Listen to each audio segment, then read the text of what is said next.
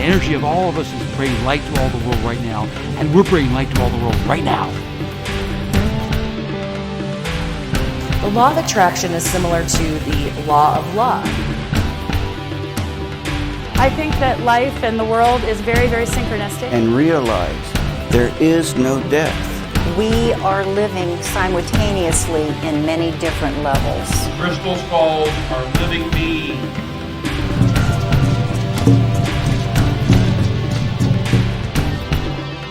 For any of us to ever think that we're the only ones here on planet Earth is about the stupidest thing I've ever heard. And remember who you are. Remember who you are. Remember who you are.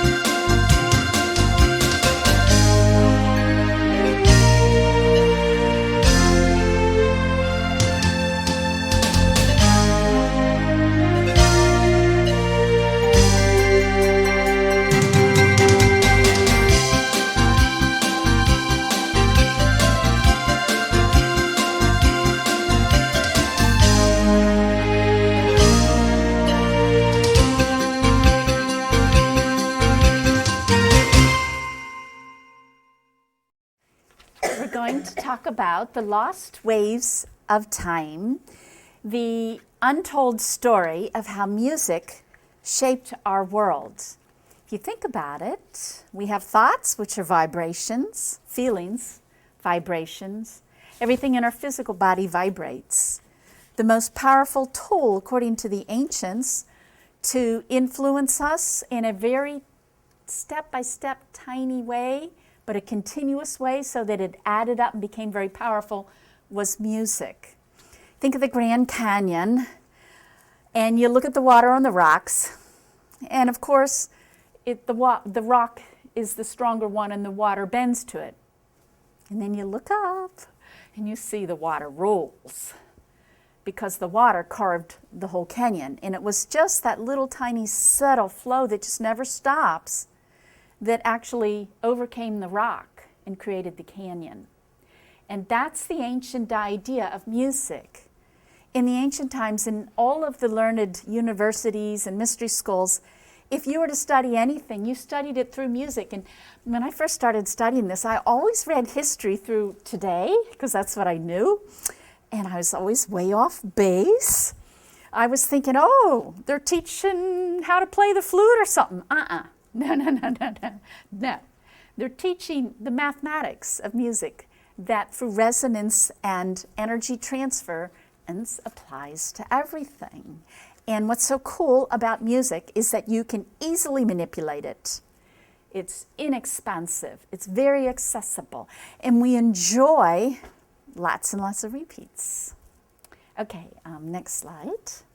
Okay, just listing my websites so we can.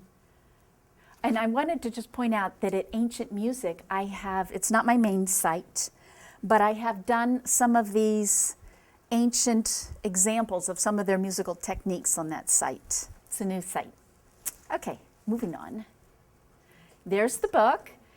In this book, I talk about the hidden vibrational energy secrets, starting with Lemuria, Atlantis, over into Sumeria, the cradle of civilization, Egypt, the Hindu tradition, China, ancient Greek, Druids, and up through today.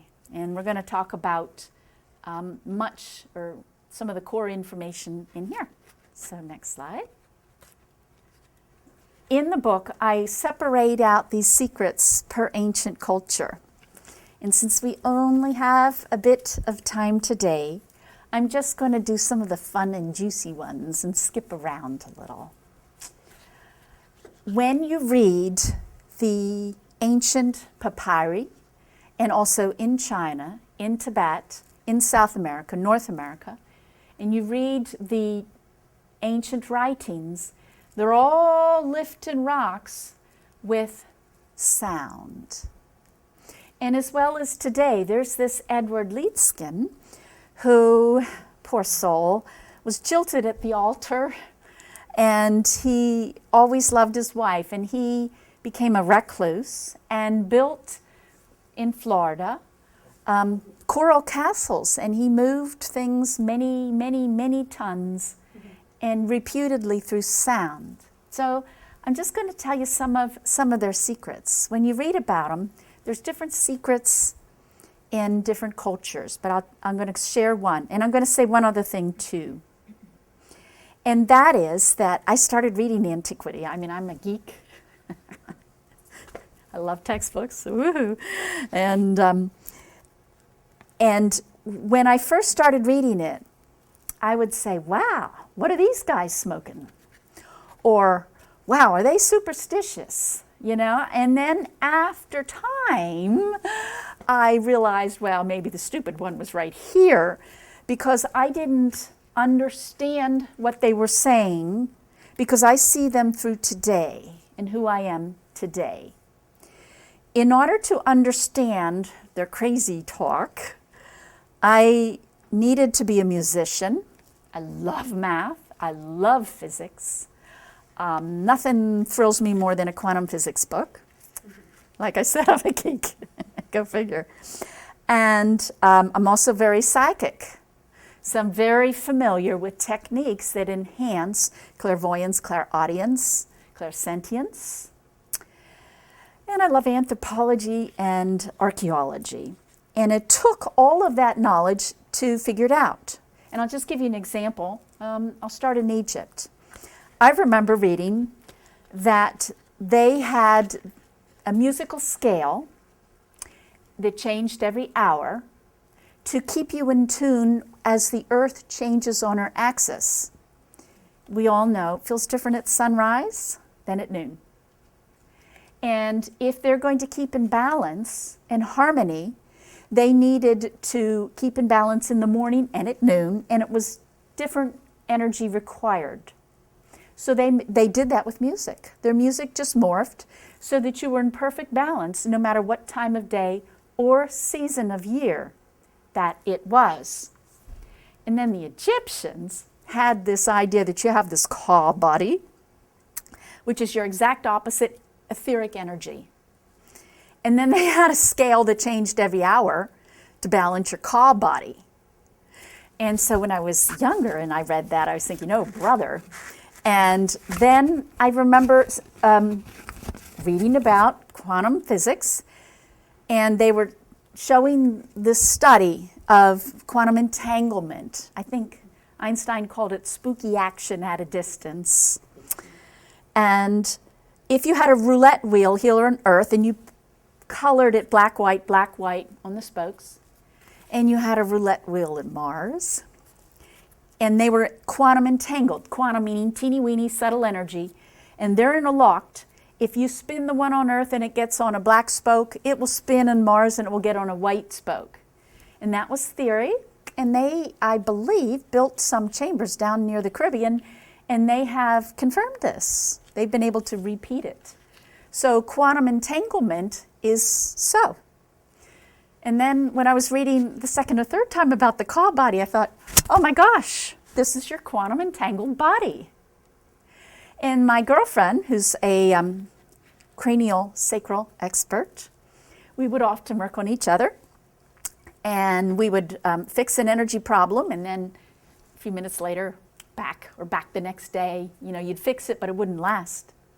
So we started working on the Ka body, and we were able to get permanent fixing. Sometimes the root cause was in the Ka body. And when we worked on, with our intent, calling in and directing ourselves to the quantum entangled energy that we all have, and when we healed that, it had a ripple effect with us today. So it took me a long journey to understand what the ancients were saying, I guess is the whole point of all that. Okay, back to lifting rocks. I was so lucky, many years ago, before it got taken off the internet, I got to see an old movie in Tibet. And there were monks lifting rocks. It was in black and white before color. And many of the techniques that I learned from Atlantis came into play. We just think of music as entertainment, and that is very dangerous. But they understood that music's a tool. Sound is a tool. They would look at a musical instrument like a water pistol. You know, if I'm playing a trumpet, if I'm shooting at you, you get it at an angle. And the angle at which the sound was received by you was very important because it actually changes the frequency subtly, and they were working in subtle energies. So in ancient times, how people stood that were playing the instruments was critical. And I'm just going to show you a little trick on that. Again, I have these little out-of-body experiences, and I had this one, and I think I was in Atlantis, and there was this copper star, 5-pointed star on the floor, and it had gemstones in it. And we were in this crystal building, and it was generated by some skull with red lights in it. And we were toning, and we were generating a limb on someone in the middle.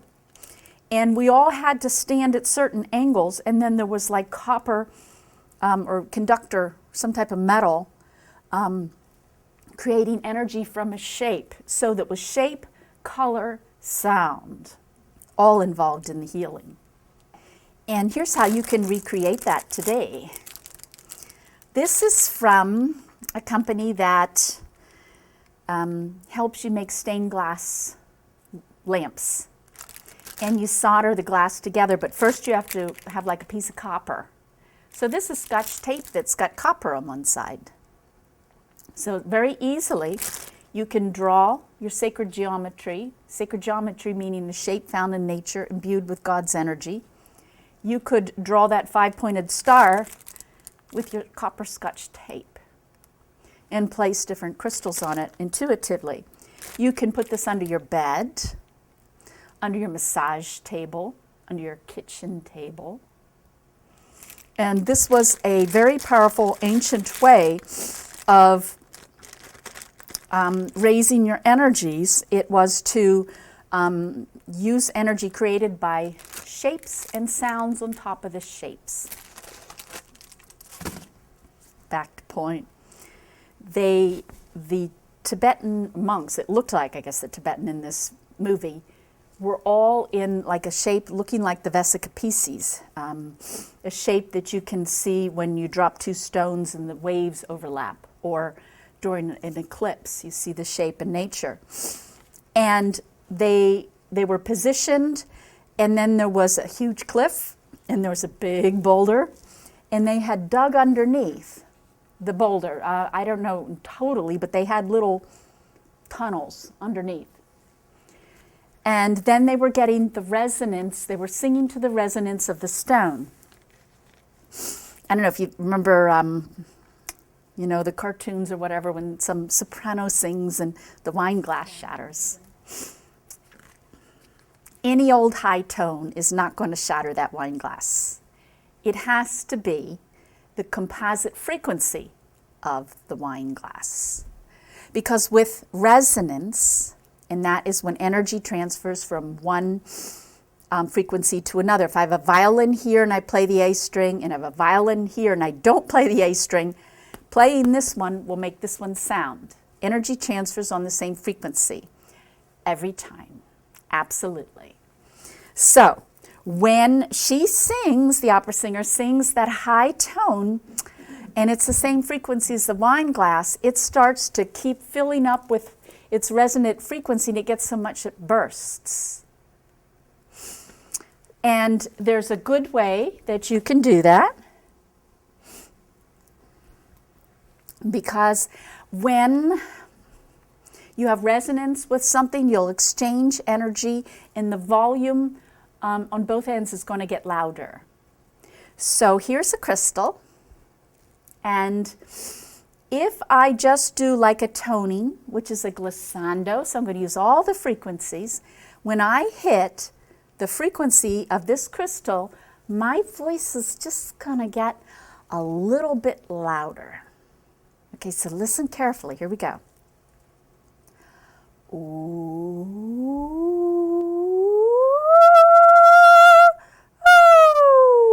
ooh, ooh. There it is. Did you hear it a little louder? Tiny bit. That's this frequency. I was not singing in volume, soft, soft, soft, loud. I was singing the same volume. It got loud because we started to like exchange energy when I got to its frequency. Okay, easy technique. So what they would do is they could put their hand near the rock and start singing, and they could feel the energy exchange in their hand. Or else they could hear it in their voice like I just did. And therefore, they could figure out quickly the frequency of the rock. So they had sacred geometry, and they were using their instruments like water pistols, very carefully creating shapes found in nature, and then they targeted their sound to go underneath the rock and up it went. It was really cool. So were they kind of counteracting the gravity that was holding Absolutely. the rock down? So Absolutely. Like a gravitational Absolutely. field, the frequency of that gravitational field of the rock? Bingo. Is that inadequate? Okay. Yes. Yes. When you look at some of the ancient, like the Anunnaki or whatever, they're holding something that looks like a pine cone, but it could have been a crystal too. You know, like the ancient, you know, in the old, they were holding something that kind of looked like a, the crystal that has all, you know, the sides with the point in your. Yeah. This is an amplifier. Think of it like, you know, a cheerleader has a megaphone. Ooh, I'm sending you the same frequency, only it's amplified. Mm-hmm. So yeah, it would be like a power-up, a magic wand. Right. Do you need more than one person to do that? I know you saw the Tibetans, but and there was, like, is there a certain number that they used to move the stone, or? It was very precise. They had marked their spots. They had done sacred geometry. There's about 30 of them in the video. Okay. But they were also lifting a rock bigger than me up like, you know, a couple hundred feet. I would imagine a little stone would be less.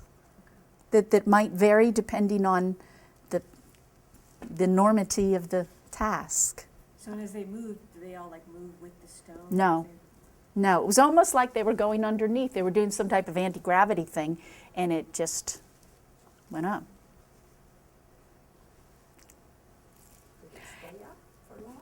Well, they took it up to the top of the hill. They were building. They were building. And you can see this in smaller degrees. You can look online, and you can see where scientists will do a little sound, and then the sound wave's just going up. And there's after ripples of a sound wave, and they have a mathematical pattern. And they would put little tiny, I don't know, rocks or bits of stones, tiny things, in the nodal points, and they would float. And that's repeatable science.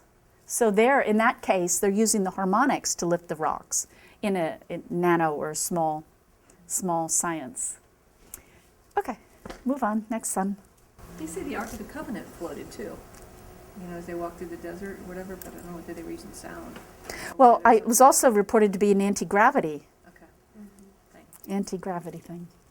Okay, here we go. Stone healing circles. Alrighty, again, I'm just giving you the ancient writing. Here's another method of moving stones, is dematerialize them and rematerializing them elsewhere. You see that several times in antiquity. But in the stone circles, it was very important where they were located. They were doing healing in that circle. But they were also healing the earth, and they were healing their communities. Think of, let's say I'm an individual, and I'm going to compare myself to my finger. So I think I really have to take care of my finger. However, if someone chops my head off, my finger's in trouble. Even though my finger wants to say, hey, it's just me, I'm all, you know. So the ancients had a greater understanding of unity and what it meant. So they were more aware that they as a community were the finger and the earth was the body and the whole.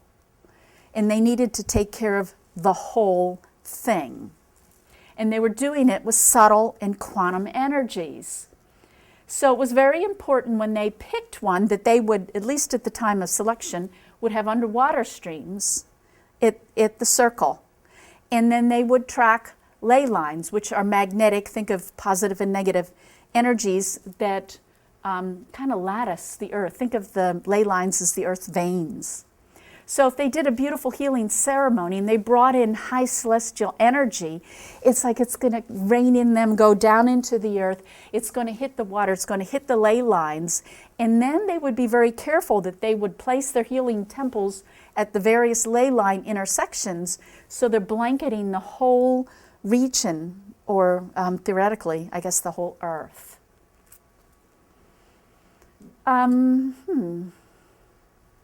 They were often a little bit concave, so that if you sang in the circle, it would be a natural amplifier.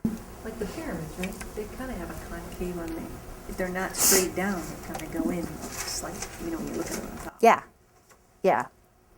Now I want you to just, I mean, most people on our light workers can feel the difference between different crystals.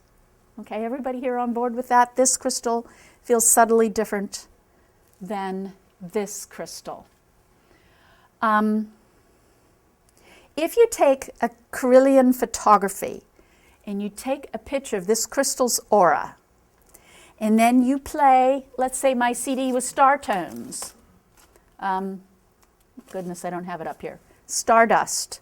You'll watch that in the before and after Kirlian photography, the aura's gotten bigger. We respond to nature patterns. We respond to star tones and patterns found in nature, and they can all be converted to sound. After you sing and have beautiful experiences near a crystal, the crystal starts to feel stronger and more light. So you need to clear your crystals if it's on a piece of jewelry and you go in a bad section of town, because a crystal is like a computer. It's like, you know, think of a silicone chip. It stores energy and it can project it as well. So the stones that were chosen in these stone circles were very good for balancing magnetic ley lines and for also absorbing and emanating high blessed energy. Let's go to the bad section of town and know how ucky it feels. Now let's recall, or at least imagine, the most sacred place we've gone and how uplifting it is. The difference is the people that were in that at some point in time had emotions, and it's like they shed, like, you know, they're dropping off little drops of glitter and it goes into the ground. That's why if you go to Auschwitz concentration camp, it really sucks. Whereas if you go to Machu Picchu, it's uplifting. Because a site is not only the land and the earth, but it's what happened in that site and the subtle energies that have been deposited in that site. So the ancient free healthcare would be a stone circle. And I'll get back to the star thing, but let's go to the next slide. At certain points in time, notably during equinoxes, full moons, etc., star alignments, people would walk and sing into the circle, and they would walk in the northern hemisphere on a clockwise circle, and then it would be opposite in the other hemisphere. So if there was a big stone circle here, you know, they'd be singing and they'd be walking in and keep getting smaller. And if you go to see the American Indians, you often see those little spiral circles. So that's what they're doing. And then they turn around and they go out. And that pattern is a really good pattern for like setting a complete frequencies of healing tones into the grounds and the stones. And then they did this for hundreds and thousands of years, and they did it a lot.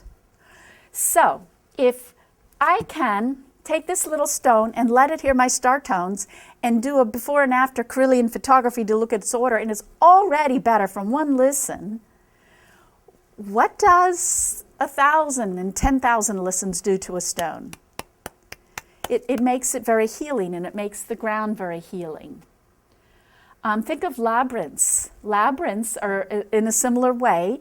You're tracing directions, and that energy eventually goes through your body and it opens up your meridians. It's very healing, the actual shape.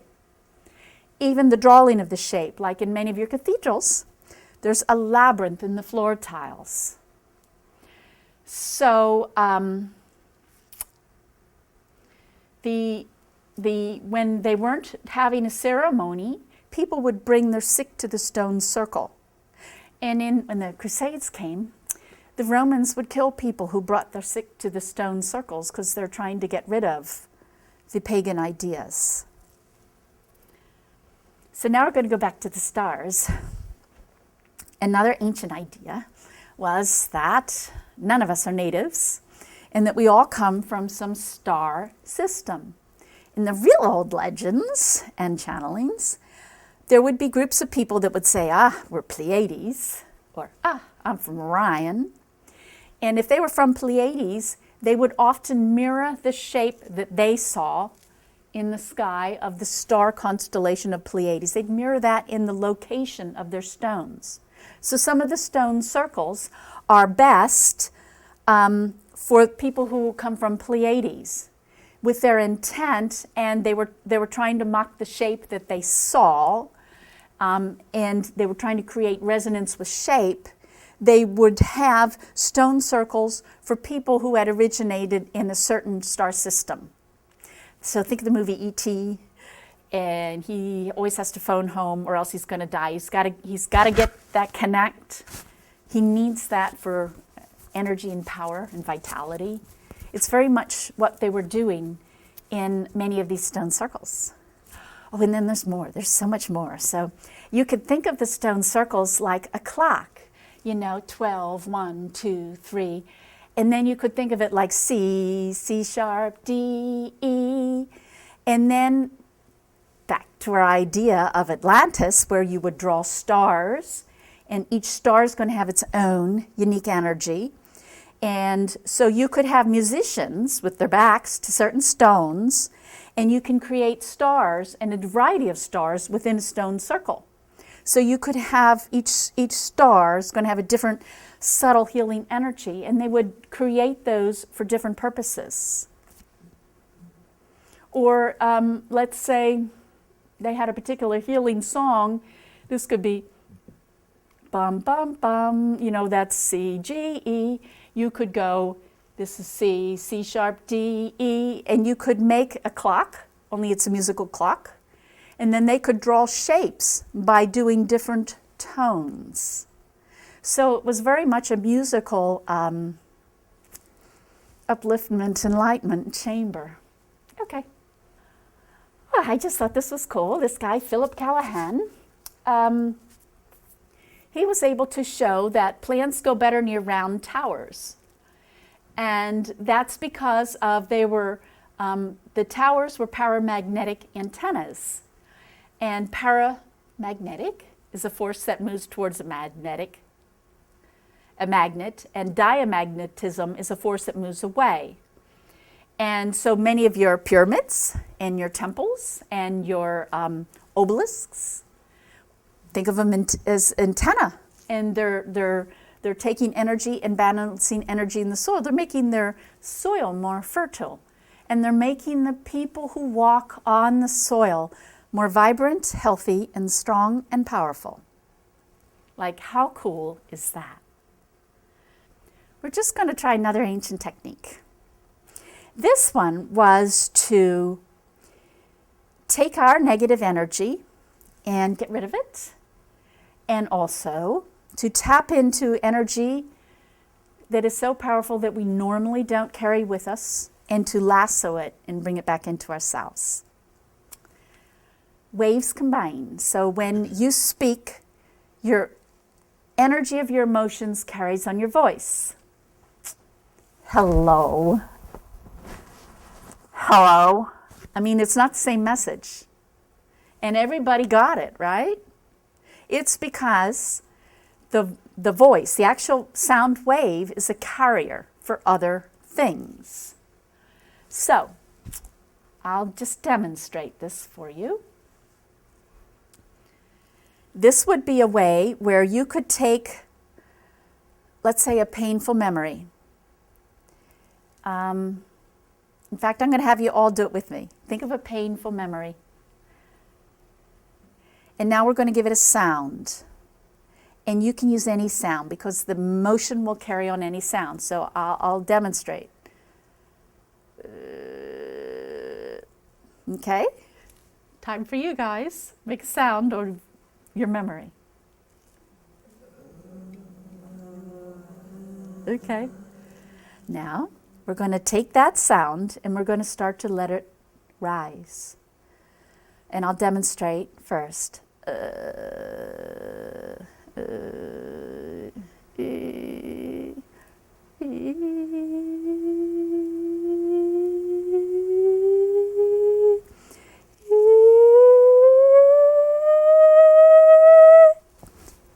Okay, now you guys do that.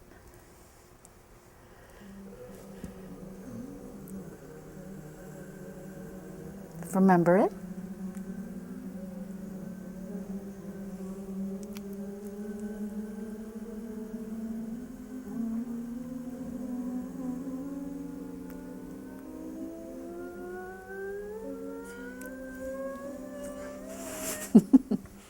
Now when you can't go any higher with your voice, let's do it in our imagination. So the pitch is going higher and we're going to have a visual. We're going to imagine we're going above our head. So remember your original pain and we're taking it up, painful memory. We're going to take it up. And we're going to go so high we can see the roof. And we're going to keep going high. Now you can see the whole town. Now keep going high and you can see the whole state. Now keep going high and we can see the whole country, United States and Canada. And keep going up and now you can see the whole earth. And we're going out into space and you can see the whole solar system. Stay with me, imagine it. And we're going to go so high, we're going to go out of our universe and we're going to see universes into the heart of Mother, Father, God. And pay attention to how you feel. How did your memory feel? For me, it's just luscious and beautiful. There's no pain to it. I understand it. I understand the lesson. It's all good. So I want you to feel it. Breathe it in. And then just start to come on back. We're going to come back into our universe, into our galaxy. See yourself zooming into the earth, getting closer, seeing the United States and Canada, into our state, into Ohio, into the room.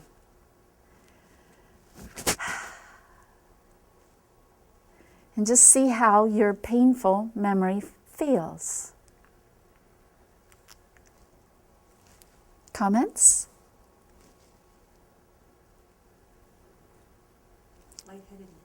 Lightheadedness? Does it feel painful? No. No. Anybody else?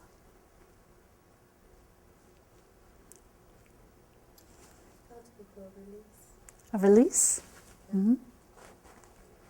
And so as we're learning to live in the fifth dimension, as we're learning to be as powerful we can be, all that little crap that we got, and we got a lot of it, all of us, all needs released. It all needs transformed. We all need to take it up. And what did that take us? 2 minutes? I mean, how easy is that? You could even have the intent to just take out, not go into a specific memory, to take out what needs taken out the most. 5-10 minutes a day, and you will have powerful transformation. Powerful transformation. Again, it's so simple. It's so easy. It's so easy to overlook it. It's absolutely, positively powerful and transforming. Good. Okay, next one. Another way of transforming, and this I got from Atlantis. I had this vision, this out-of-body experience where I went to Atlantis and I saw children playing with spleens and pancreases, and I thought, oh, how icky that is. They were toys, and they were colored, and they were associated with tones and elements. And they were memorizing the colors, the tones, and the pitches of all of the healthy frequencies of your body organs. And this was another ancient way to maintain your health. For when the organ is tuned, many scientific studies show that when the organ is in tune, that the organ repairs and readjusts to health. It heals itself. So I thought we could try one. We could listen to one, the heart. And in the background of this meditation will be subtly, because we're hitting subtle energy systems, the frequency of a healthy heart. And its harmonic cascade, which is like an after ripple, which further heals the heart. And well, oh gosh, which track? There we go. Why don't you just try the next one, and we'll change it if it's not good.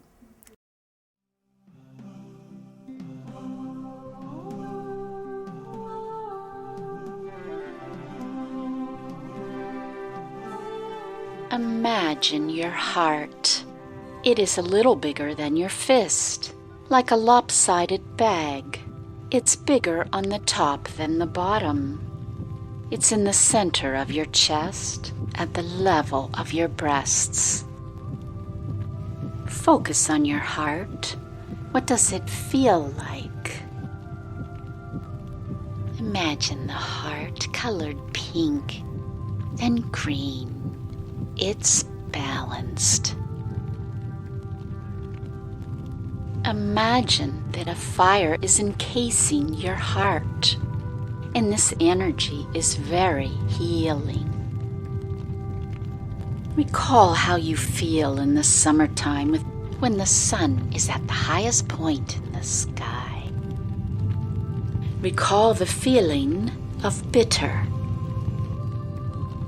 Visualize wood feeding a fire. These sensations enhance the energy of fire, strengthening your heart. Now we're going to clear negative energy associated with the heart. You will feel negativity briefly as you release your stored negative energy. Recall hysteria and excitement.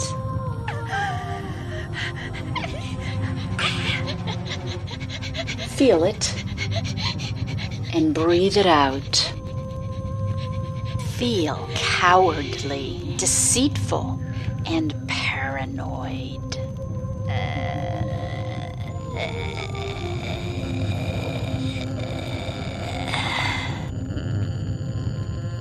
Let it go. Now feel courage, valor, honesty, and compassion. Feel love. Feel joy. Breathe it in and become it. The music that follows has the tones and the harmonics associated with a healthy heart. Listen and absorb and love the heart that has been with you your whole life, faithfully beating, faithfully loving you.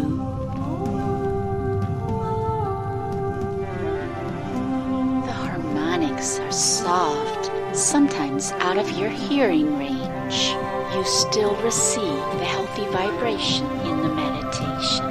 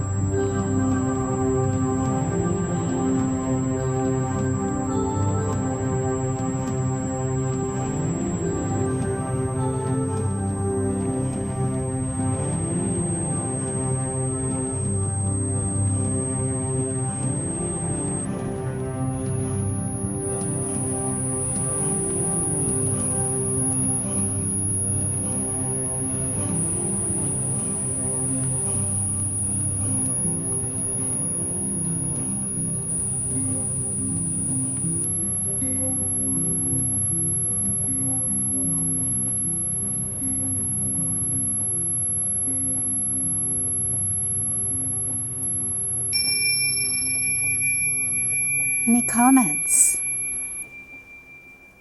I see smiles. I felt the vibration actually down through here. Beautiful. It's very odd. Beautiful. Any other comments?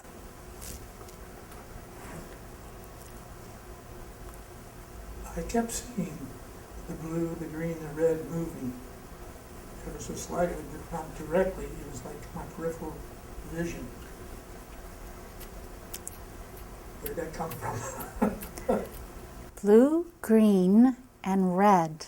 on your Oh. light beams, and I would see them slightly move a little bit. If I concentrate on the red, then my peripheral vision would see the blue move, and vice versa.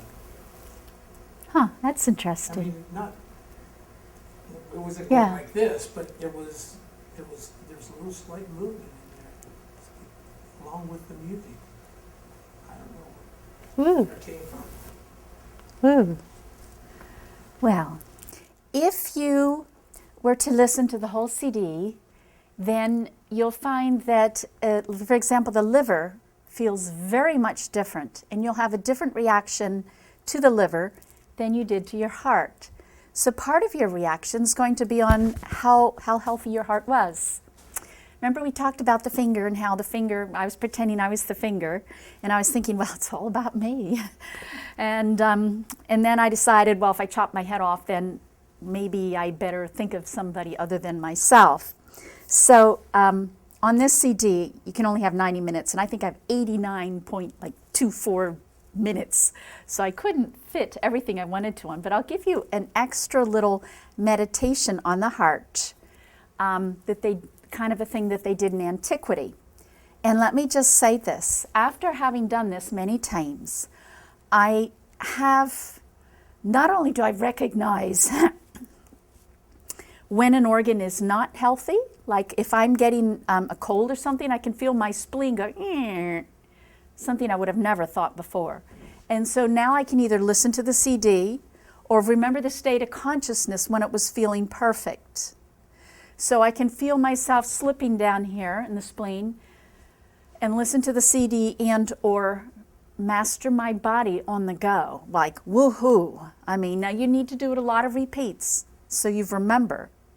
But it's very clear to me that the liver is not the same entity as the heart in terms of subtle energy and feeling. So think of, here's the liver, here's the heart. We're all in the body, but we're very much different. And it's almost as if I'm developing a relationship with the parts. So like I feel like I have a relationship with my heart and my liver and my different organs.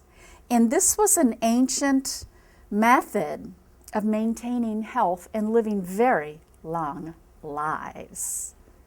So keeping with the idea of having a relationship and understanding each organ as if you're the universe and these are different planets and you're learning to love the different planets that are in your universe. So here we go for this little extra meditation, okay? All right, I'd like you all to close your eyes and imagine you're on the beach. And you can smell the salt water. And we're going to walk in time with the waves. Listen, they're coming in, out. Feel the sun on your back. And hear the waves and the seagulls. Feel the water on your feet.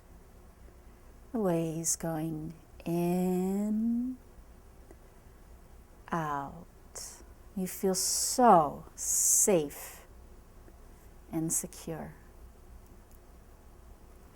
I'm going to sit down on the beach and let it just soothe us and heal us. And we're going to close our eyes. We're going to imagine that we're a little being that's only a half an inch tall. It's our consciousness, and it resides behind our eyeballs. And we're almost always, when we think of who we are, we're almost always, if we had to point it someplace, behind our eyes, because we rely so heavily on seeing is believing. But just for a moment, we're going to dislock, and we're going to take our little consciousness, our little tiny being, and we're going to go down our throat. And we're going to look up at our chin. Imagine the underside of your chin. See your hair and the edges? How different it feels to see the world from the viewpoint of your throat chakra. But we're going to try it a little bit more, and we're going to go down further, and we're going to go over to our right arm. We're going to go all the way down to our fingertip, our index finger. Imagine if you point your finger towards your head, you can see your head. And if you take your finger, you can see your thigh, if your finger's facing your thigh. Use your imagination to view yourself from whatever angle you put your finger at. It's still you, still your consciousness. You're just taking a different viewpoint, moving to a different seat in the audience. Okay, so that little consciousness is going to come up the finger, up to the shoulder, over to our vertebrae, and it's going to come down, and it's just going to sit on top of our heart. Bum bum, bum bum. Feel your heart.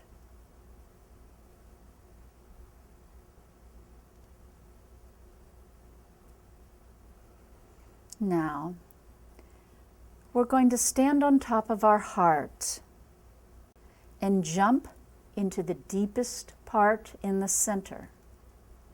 Here we go. Whoosh.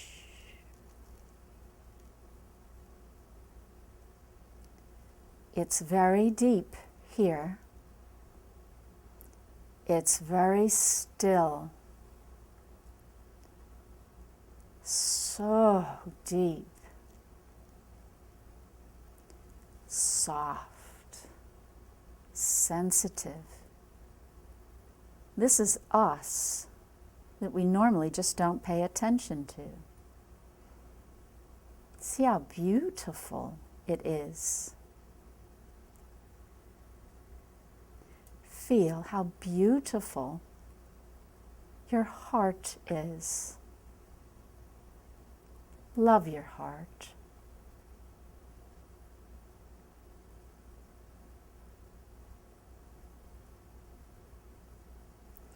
Now we're going to imagine that we have the earth, and it's the size of, a little bigger than us, the size of a marble. And we're going to put that marble in with our little cells inside our heart. And we're going to love the whole earth and just love it and feel it in this deep, beautiful place.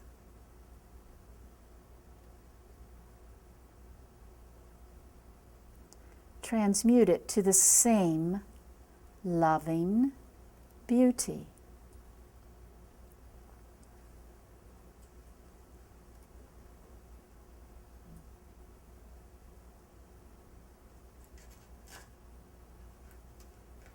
Now imagine your whole body's in there. Love your whole body. Feel that deep acceptance, sensitive beauty in every ounce of your body.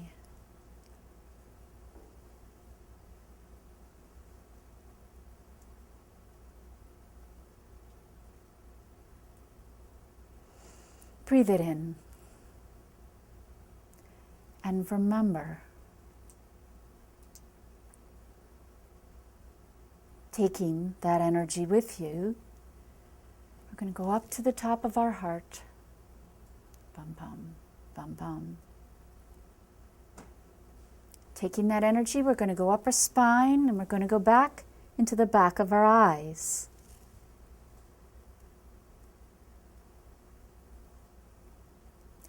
I'm going to count backwards, 3 to 1.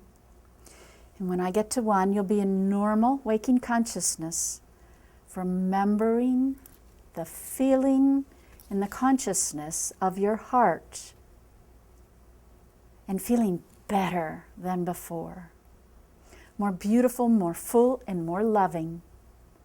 3, feeling more and more conscious. 2, back in the room. 1, opening your eyes and feeling great.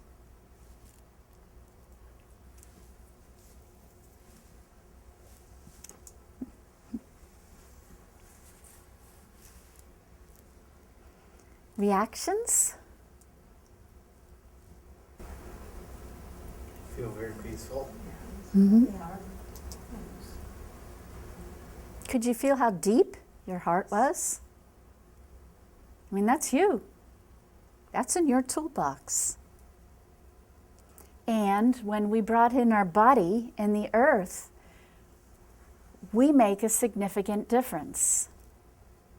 Let me tell you a little secret about enlightenment. You can, as Pythagoras said, all is number, and you can understand it all through music. In my Ancient Sounds Modern Healing book, I have a chart of it, but if you do an octave in music, that's the same musical note, C, C, you just double the cycles per second and you will create the octave, the same note, higher or lower. So let's say we have a C at 1 cycle per second, and we make an octave, and now it's 2. The difference is 1 cycle per second. But we are light beings and light workers on the path. We are vibrating higher than we're aware. We're more powerful than we know. So let's say we're all vibrating at 500. Now we go up an octave. We're now at 1,000, and that's a 500 punch difference. So when we light workers start doing work like this, given the fact that we're quite powerful as it is, we make a huge difference. It's simply our beingness. And that was an exercise of tapping into our own power and our own beingness and extending that to the earth. Way cool, way cool. Huh? Any other questions, comments? In the first meditation we listened to, there were a lot of high-pitched tones that almost sounded like tinnitus or ringing in the ears. Is there any significance to that when Yes. we hear ringing in our ears? Or Yes, what a beautiful question. What a beautiful question. Yes. Most light workers are getting downloads. There's an ancient, powerful technique called listening to the sounds of silence, and I have that in Ancient Sounds. No, I take that back. I have that in Secret Sounds, Ultimate Healing. But in that particular technique, the devotee, that would be like us, someone on the spiritual path, would just pay attention to and listen to silences within their body. First you hear like whoosh, whoosh, vacuum sweeper kind of sound, and that's your circulation. Or you might hear a very high metallic kind of tone, your nervous system. And if you keep going and you're just paying attention to more and more subtle details. And in this manner, this technique was used to develop psychic skills. Psychic skills is nothing other than be able to sense precise, subtle, teeny, weeny frequencies and sounds. So the more you pay attention to something, the more you develop it. So they would spend hours. Like I read about these Chinese guys who would listen to one tone for like all day. I mean, like, shoot me now. I don't think I could do that for 10 minutes. But they were really working at it, and it was a discipline. And they were listening to ba, and in between that, every tone's going to have a harmonic, so it's going to have after ripples. Then they go in and start listening to the after ripples. And then the after ripples have ripples. The Tibetan monks reportedly can listen to, 10 or 12 different harmonics. They can hear them because they paid attention. By paying attention to the finer things, they become very clairvoyant, clairaudient, and have all these psychic skills. And then when you keep listening, you'll find nature sounds, and I list them in this book, but they're like things like crickets chirping. And then as you go through another phase of your enlightenment in your path, maybe you'll hear birds, or the inside of a conch shell, or the ocean, or bagpipes. They even reference it in Revelations. They talk about hearing these many different sounds. So a devotee could track his progress by these little teeny weeny sounds that you hear in your ears. However, I don't know, maybe it's been last 8, 10 years, something, light workers have been given downloads, and it's been in the form of kind of a high-pitched metallic bell sound, and that is taking you on the fast track. So if you really want to advance your soul, listen, because what you listen to becomes enhanced and you absorb a greater amount of it. So in that quietude, it was like your soul was taking advantage of your beautiful state and giving you a shot of great stuff, like Shaktipat. Shaktipat is the Hindu master, and he goes, and he's obviously much greater than me, and he goes like this, and he zings all this energy through your body. It's like takes you right up. And so that's exactly what was happening. The difference between tinnitus is the same kind of ringing, but it never changes pitch, and it never turns on or off. The downloads, the spiritual sounds come and go. You get in a beautiful space, whoom, and you get in an argument, woohoo, they're gone. So very good question. Very good question. Okay, next slide. There were 2 things in antiquity that were viewed as powerful ways to quickly advance your thinking, your intelligence, your health. And they were music and your space. They're things that we're, for the most part, clueless about. Absolutely clueless. You ingest your sounds, and that's the lost wave of time is showing you benefit from great civilization after another of how they use these sounds for their benefits. And you can apply much of the information to space. We talked about stone circles and how they would sing in them, and that singing would retain, and then the place would become sacred space, and people would heal simply by going to the space. Think of playing a beautiful music, and you're not even in the house, and then when you walk into that room, it feels better than if you hadn't have played it. Can you all relate to that? And think if you did it for 10,000 years every day, what is that place going to feel like? And this is all subtle energy, whether it's energy coming from a shape or whether it's energy coming from a rock or the soil or from the atmosphere. Subtle meaning teeny-weeny.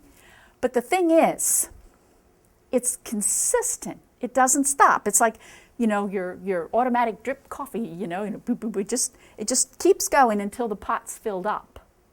When we use our willpower, we make one step forward and then one back. Like, I'm going to improve my diet, which I have, but still, I'm doing pretty good. And then you're at somebody's house and they're hurt feelings if you don't eat their dessert.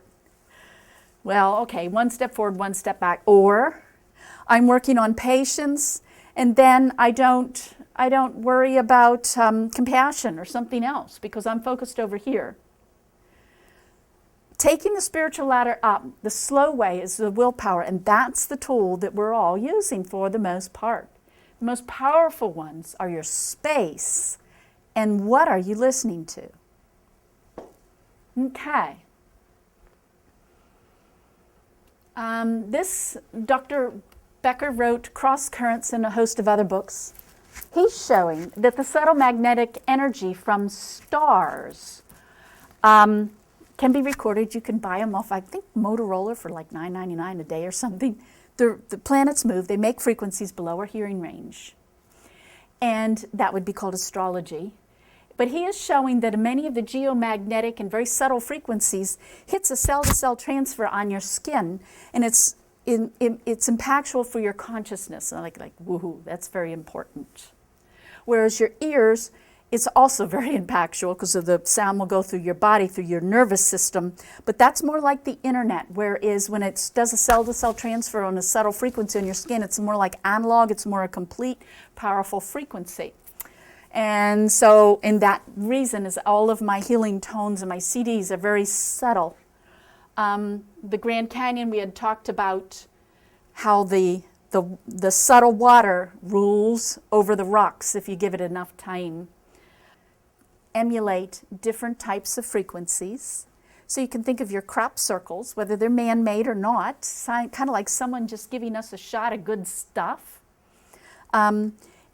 They also found that shapes found in nature, if you're around them enough, start to fill your aura full of white light. White light's really important because it's composed of all the rainbow colors, and most of us are primarily one color or another. Said differently, we have a personality. We're a unique being. People do not radiate equally the whole rainbow, but that is what Ascension is all about. So what you could do in rooms, for example, some of your pyramids, they create frequencies. And let me how to explain this. Pretend you're in the shower and you're singing, nobody's around.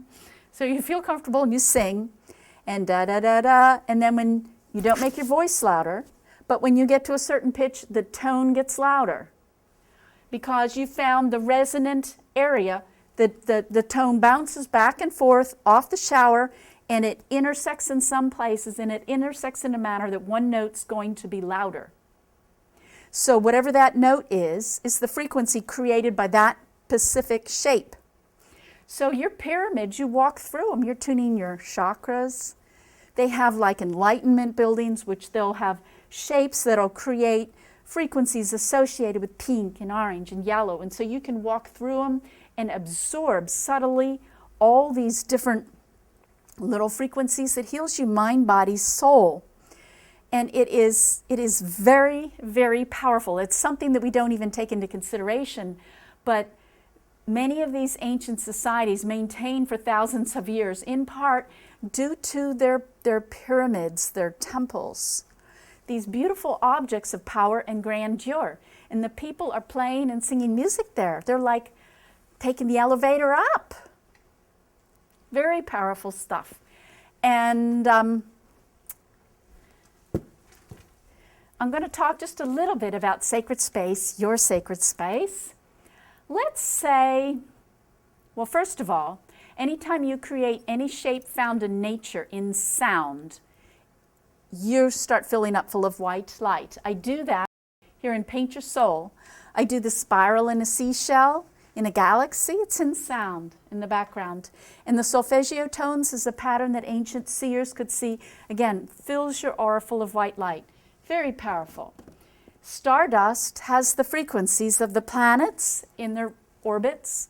It has the frequencies of the elements of the planets, carbon, hydrogen, oxygen, nitrogen, also in your body. And it has taped star sounds. So it's just beautiful music, but you'll find your plants and animals will love these. Your children will love these. Things grow better with these. And so you can play those kind of sounds, or if you had toning in your little center, you could create shapes, sacred geometry shapes, and sing on the points or the important points. Okay, back to your room. Little pockets of let's say you have a house you bought from somebody else, and something really rotten happened in a certain spot in the house. If it's really rotten, afterwards you go to that spot and it's just not a feel-good spot. Or maybe there's a really nice crystal and you have one corner of your house that feels really good because of the soil content way below, and you just don't know why, you just like that spot. So one way, and this is what ancient people would do, is I'm going to have the intent to show any negative energy. And it will turn to the right if there's a spot of negative energy. There's one right there. So somewhere a long time ago, right here, there's a little spot of negative energy. And you can put crystals around, you can do some singing, you can do some humming, and start to fix the little pockets, the little holes of negativity. Shapes create tiny little frequencies. The shapes of the pyramids are extremely important. But for our own home, here's just a suggestion. Get a little piece of paper and design, let's say, your living room or your bedroom, kitchen, whatever. And then get little cardboard things and cut out your furniture. And arrange your furniture in your room as you presently have it. And then, I'm sure, I have a pendulum, yeah. You know how to use a pendulum. You can ask the pendulum for a yes, I'm getting a circle, or ask a pendulum for a no. I'm just getting it back and forth. So then I could say, I'll ask, is this room arranged right now for its optimum energy? Counter circle, no. So then what you could do on your little cardboard and your little pieces of furniture, rearrange them and use a dowsing pendulum and alter your furniture for optimum energy. That's what the pyramids and all these sacred places are about. Your home affects you tremendously, and any other place you spend time in. Okay, next one. Again, back to the negative energy. We have all kinds of pockets of negative energy that we're not conscious of. You know, when someone hit us as a child, or a divorce or a separation, or just about anything.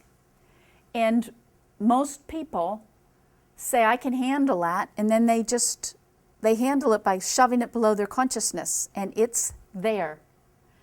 It's very important on the ascension path to get rid of your pain, your negativity.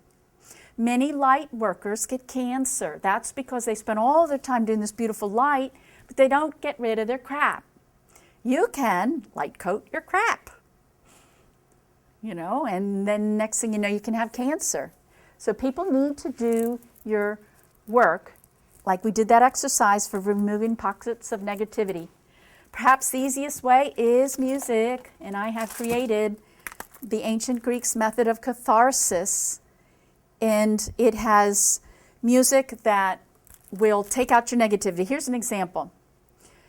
Any frequency or emotion has a positive and negative attribute, like impatience versus patience.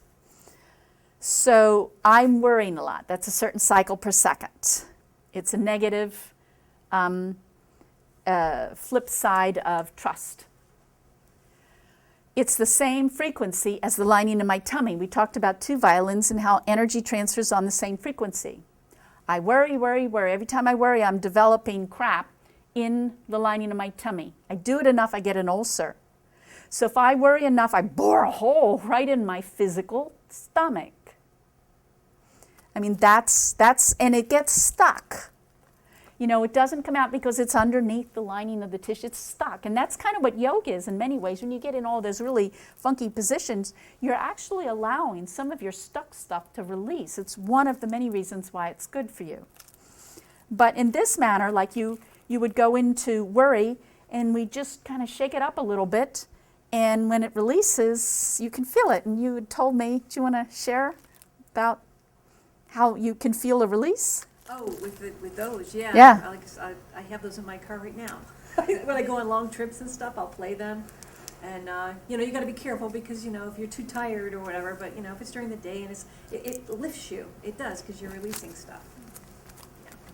And then when you start to gain a virtue, it feels a little bit like glitter or something. It's very light and soft and lovely. Okay, next one.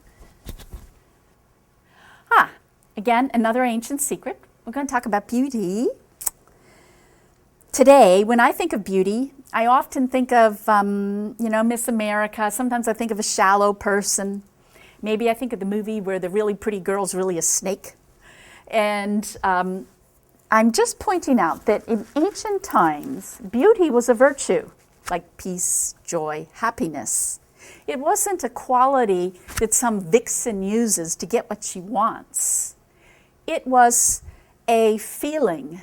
Think of a beautiful sunset and how you feel. Think of the beauty in a flower and how that alters you, because when you are in those places, it lifts you, it heals you. The Indians would face different directions, which each subtly feel different, and they would observe the beauty so that they would try to absorb the actual energy of beauty as an enlightening technique. So, my idea here is beautiful music. So we put you in the beautiful spot, and I channel my music. So I don't know, cosmic plagiarism or what, but I get help, and I think that makes it really nice that I get help. And I put in the frequencies associated with vitamins. Remember, you absorb sound. If I play the frequency of niacin, your face flushes without you taking the pill. You absorb sound. And when we start to do it targeted manner, we can absorb very specific frequencies that we need. So in here are the frequencies of vitamins and collagen, and also the muscles in your face and neck.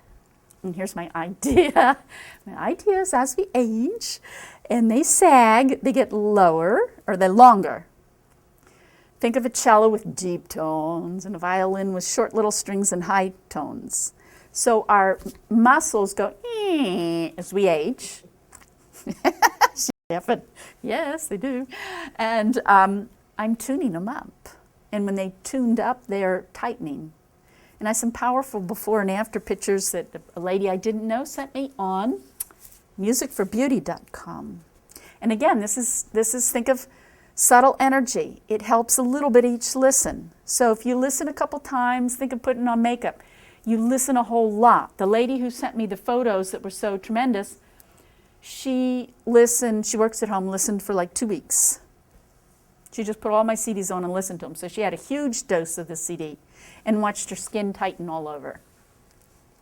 So the idea is many levels of beauty. Okay.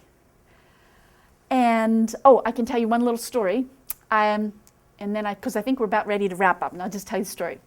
On this is a track called Symphony of the Stars, and I channel.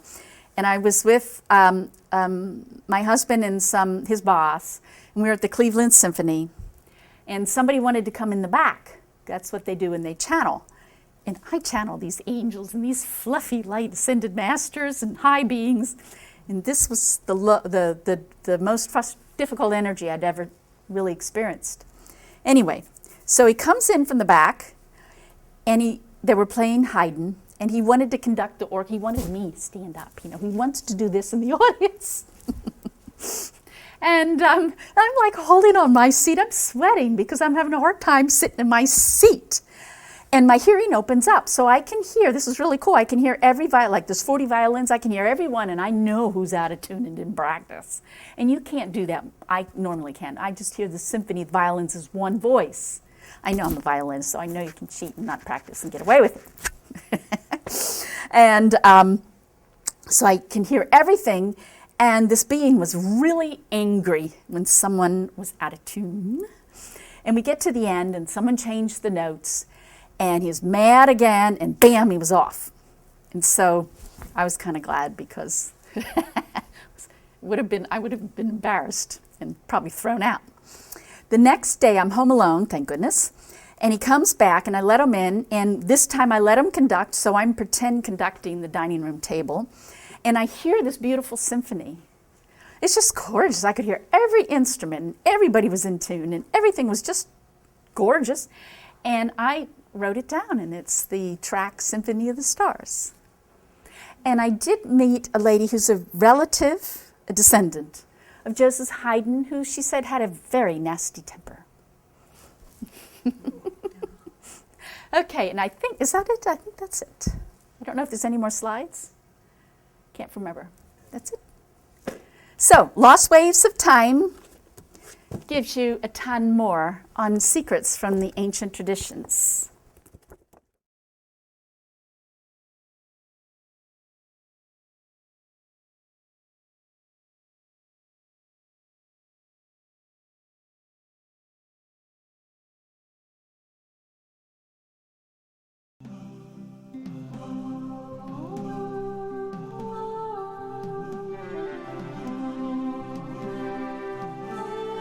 Imagine your heart.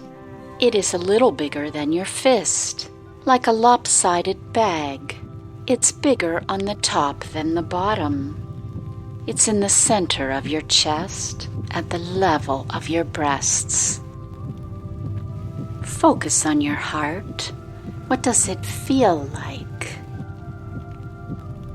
Imagine the heart colored pink, then green. It's balanced. Imagine that a fire is encasing your heart. and this energy is very healing. Recall how you feel in the summertime when the sun is at the highest point in the sky. Recall the feeling of bitter. Visualize wood feeding a fire. These sensations enhance the energy of fire, strengthening your heart. Now we're going to clear negative energy associated with the heart. You will feel negativity briefly as you release your stored negative energy. Recall hysteria and excitement.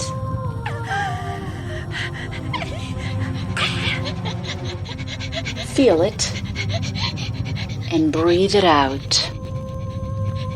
Feel cowardly, deceitful, and paranoid.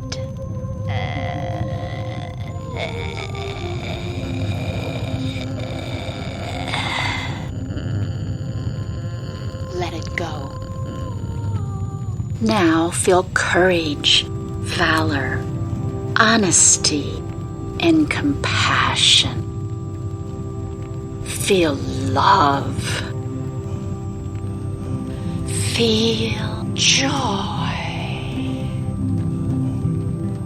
Breathe it in and become it.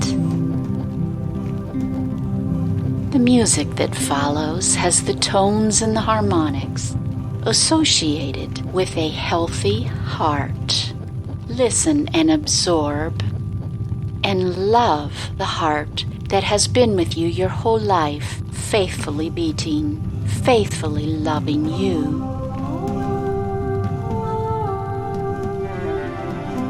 The harmonics are soft, sometimes out of your hearing range. You still receive the healthy vibration in the meditation.